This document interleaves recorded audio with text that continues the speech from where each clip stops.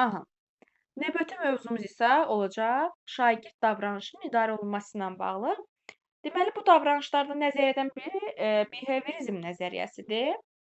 Bu nəzəriyyə Watson tərəfindən əsaslı qoyulub müəllimlər. Yəni behaviorizm nəzəriyyəsinin mahiyyəti odur ki, bu nəzəriyyə deyir ki, şagirdə əsasən davranışın idarə olunmasında kənar müdaxilələr təsir eləyir.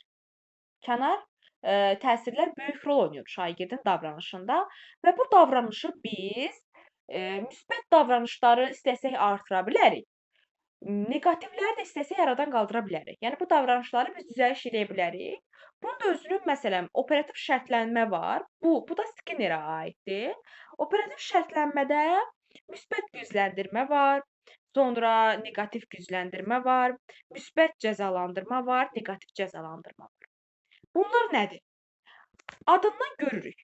Yəni bu odur ki, yaxşı bir hərəkəti ümumilikdə deyim, izahatını verim. Operativ şərtlənmədə odur ki, biz yaxşı hərəkəti, şagirdin gördüyü hər hansı bir yaxşı hərəkəti daha da məsələn inkişaf elətdirməkdən ötrü ona nələrsə əlavə eləyə bilərik və yaxud da o hərəkətdən nələrsə çıxa bilərik ki, onu məsələn narahat edən nələrsə çıxa bilərik ki, o hərəkəti davamlı olaraq eləsin. Amma neqativ cəzalandırma və müsbət cəzalandırmada isə, baxın sonda cəzalandırma var. Cəzalandırmada isə biz nələrsə cəzalandırmaqdan ötrü nələrsə əlavə edirik ki, o davranışı aradan qaldırsın və yaxud da nəsə çıxırıq. Nəsə ona qadağa qoyuruq ki, bu davranışı eləməsin. Bu ümumi bir anlayışıdır. İndi gəlin ayrı-ayrılıqda məlumat verim. Məsələn, müsbət gücləndirmə var. Əvvəldə deyirəm mükafat əlavə eləmək. Bu nə deməkdir? Bax, gücləndirmə nədir? Yəni, yaxşı bir iş görüb, biz onu gücləndiririk.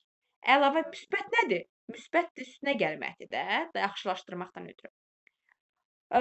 Şagird deyir ki, bax belə deyim, müsbət gücləndirmə nə deyir? Deyir, şagird ev tapşırığını vaxtında və səliqəli eləyibdir. Bu yaxşı bir hərəkətdir də. Və müəllim onun gündəliyinə afərin yazır və ulduz qoyur. Baxın, əlavə müsbət nəsə əlavə eləyir ona. Və şagird növbəti dəfə tapşırığı daha yaxşı etməyə çalışır. Və yaxud da ki, real həyatdan nümunə gətirək. Deyir, işçi şirkətdə satış planını doldurur və rəhbərlik ona pul mükafatı verir. Demək, yaxşı bir iş görür, müsbət bir iş görür. Bu gücləndirici bir hadisədir və müsbət olaraq nəsə əlavə edirik ona. Rəhbərlik ona pul mükafatı verir. Çünki o daha da yaxşı işləməyindən ötrü. Bu oldu bizim nəyimiz? Müsbət gücləndirməmiz.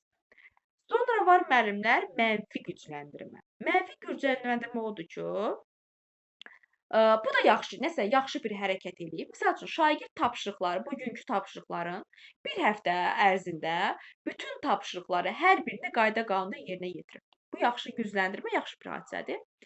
Və müəllim deyir ki, onu mükafatlandırmaqdan ötrü deyir ki, məsələn, sabahın tapşırığı az verir həmin şagirdə. Nəsə çıxır, görürsüz? Ki, sən indiyə kimi bu həftə ərzində çox yaxşı işləmisən. Məsələn, 4 günün 4-ü, 5-ci gün olaraq sən digər şagirdlərə nisbətən az işlə gəlir tapşırığı. Mənfi. Nəsə çıxdı, görürsüz? Diqqət edirsinizmi? Nəsə çıxdı. Arzulanan hərəkət daha da artırmaqdan ötrü mənfi olaraq nəsə burdan çıxdı. Bu da oldu mənfi gücləndirmə. Sonra cəza var, müsbət cəzalandırma var, bir də mənfi cəzalandırma var. Adında cəza varsa, nəyisə yəni ya əlavə eləyəcək, ya çıxacaq. Misal üçün, şagird tapşırıqları bayaq nəqs edirəm. Tapşırıqları yerinə yetirməyibdir. Müsbət nəsə əlavə eləyəcək. Müəllim deyir ki, sən bugün tapşırığını yerinə yetirməmisən. İşdə gəl, sənə əlavə olaraq tapşırıqlar verirəm. Bu tapşırıqları da həm dünənki tapşırığı, həm də əlavə verdiyim tapşırıqları yerinə yetirib gələcəksən. Bu sənə cəzandır. Sənə əlavə nəsə verirəm, yükləyirəm. Müsbət, yükləyirəm. Mənfi cəza da odur ki, məsələn, sinifdə görürəm ki, şagird nadiclik edir, dəcəllik eləyir, sinifdə xaos yaradır və deyirəm ki, sən bu gün dəcəllik etdiyinə görə tənəffüsə getməyəcəksən. Baxın, nəsə çıxdım ondan. Cəza verdim, nəsə çıxdım. Bu tənəffüsə getməli idi, mən ona icazə vermirəm. Cəzalandırıram. Bu da mənfi cəzadır. Deməli, müsbət cəzada nəsə yükləyirik, əlavə veririk, cəzalandırırıq. Mənfi cəzada isə nəsə çıxırıq, cəzalandırırıq. Bu oldu bizim operativ şərtləndirmə nəzəriyyəmiz. Aha. Sonra bir də nə var müəllimlər? William Glasserin seçim nəzəriyyəsi var. Seçim nəzəriyyəsində də sağ qalmadır. Nəzəriyyə əsasən deyir ki, bu nəzəriyyəyə görə insan davranışını idarə edən 5 əsas ehtiyacı var. Bunlardan biri sağ qalma ehtiyacıdır. Sağ qalma ehtiyacı nədir? Yəni bizim hər bir şagirdin həm istər psixoloji olsun, həm fiziki olsun sağlam bir mühitə ehtiyacı var. Yəni ona görə deyirik buna sağ qalma ehtiyacı. Sevgi və mənsubiyyət nədir müəllimlər? Ehtiyacı. Buna əsasən hər bir şagirdin sevgiyə ehtiyacı var.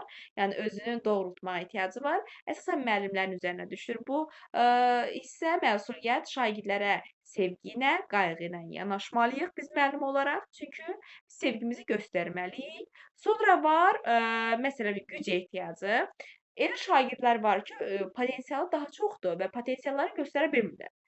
Bunu da bir aqressiya ilə vurub hardansa nəsə aqressiya göstərirlər.